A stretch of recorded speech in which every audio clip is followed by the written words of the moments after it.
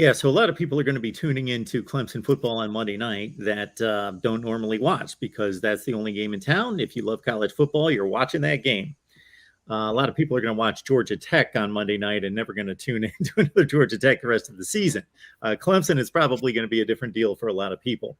So I'll ask it this way because a lot of people are going to be tuning in to see the likes of Will Shipley and Tyler Davis and Brian Bresee and all the stars. I'm kind of the nerd that, okay, those guys are given. Sure, I want to see them play, love to see them make plays, but I'm always looking for the dudes that I don't know much about. Who are probably the least experienced players on this Clemson team that are going to see significant playing time, offense and defense? On offense, I'll go with Antonio Williams. He's listed as second on the depth chart in the slot behind Brandon Spector. Didn't even enroll early. This kid has killed it in fall camp. I've been singing his praises for 18 months. I went and watched him play at Dutch Fork late last year, one Friday night, and I just fell in love with this kid. He is the real deal. He's kind of picked it up even a little faster than I expected. But, I mean, the coaches and his teammates have raved about him all of fall camp. He just makes plays. He would be the guy on offense. And on defense, I'm going to go with Nate Wiggins.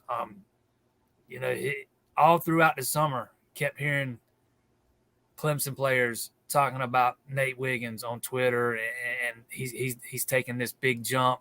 He was a freshman last year, and even he himself admitted that he needed to do some growing up.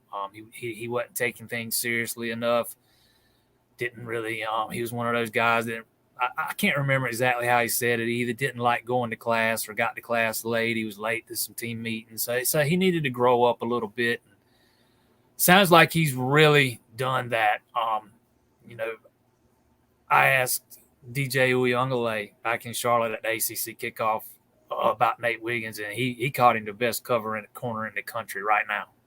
I mean, that's probably stretching it a little far, but regardless, that's high praise.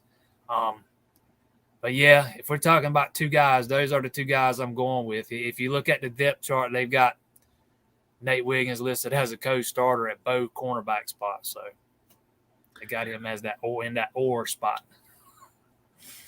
One of the many or spots. Okay. It's like they're starting a rowing team or something.